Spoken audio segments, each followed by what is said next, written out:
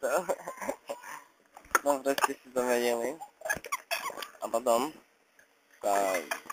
o tom natočil film, vieš. A o čom? Nostradamus.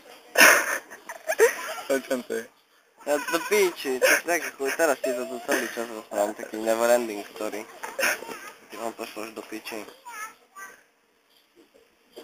Aj.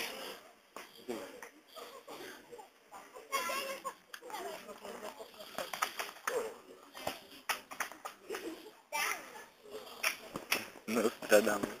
Aha. To je. No asi nedal muchu a teraz mi prebila takú dieru do chrbáta. Piči. Môžem predstaviť? No. Ja už mám prestrovaný chrbát do tej muchy. Tak to. A ja môžeš si to nahrávať, nebránim ti. Môžem. Ja to chcem počuť potom. A ty si to nahrávaš? Hej, ja už asi 6. krát, čo som skôr to nahrával. A potom mi to pošleš. Potom mi to... Ty si prvý, čo mi to povedal, každý vymáš to do piči. Ale si to fakt sa mi počul. Rozumieš, ja si to rád popočúvam také hefty, keď som prešiel práve asi 3/4 sveta. Vieš, točil som nového Jamesa Bonda, skakal som na nejakej liane, tu som si rameno natrhol, vieš, boli na to jak piča. Potom som bol v Azerbajdžane, na štvorkolkách som sa vozil po piesku, ale však vieš, koľko mám piesku v papuli. Si nerel kamienky, spomedzi zubov by som ti povyberal. Potom pamätám v Rusku na Kotve, čo som vysel. To bol tiež dobrý extrém, ale to nebol film. To bol skutočný život, vieš. Tam ma trošku pokerovali, ale na rukách nie, tam tetovali len na intimných miestach, rozumieš. Rusi sú takí labužníci. Oni si radi pochutnajú na pekných vajíčkach. Pekne vyzdobených a tak, vieš. No, tam som bol, tak mám tam také 2 kotvy. Pretože ma volali kotva, odkedy som vysel na tej kotve z toho tankeru. No, jedlo tam mali celkom povedať. Každý deň zemiaky s mliekom. Kedy bolo mlieko dobre, kedy zle. Kedy trošku zelené. To sa rimovalo, ty kokos.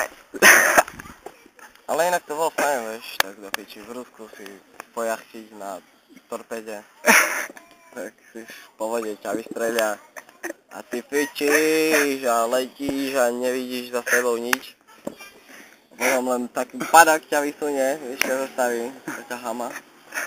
A jebne kus do toho torpeda hlavou si nadzíka, že tu len vlasy musí mať, mám takú mozuľu. No a poď, trošku si reď počúchaš na vode a cvičíš ďalej. Môžu ťa dať aj na brucho. Nikomu nevadí, keď ťa rozpareš, Rusi ťa zašijú. No.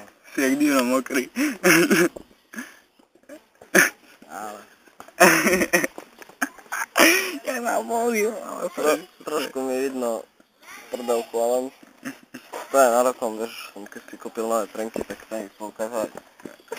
A podri sa od moje ľavé gate. A čuchni si ty, piča. Tak to už je vrchol, kamo. No. Toto. A vlastne na polovicu som sa z toho už dostal. To môžem na rovinu povedať. A môžem sa zajtra chystať veselo do školy, vieš, napríklad. Keď moja matematikáka bude chcieť, že urob mi narys trojposchodového domu s 18 bazénmi a 5 tenisovými kurtmi, vieš.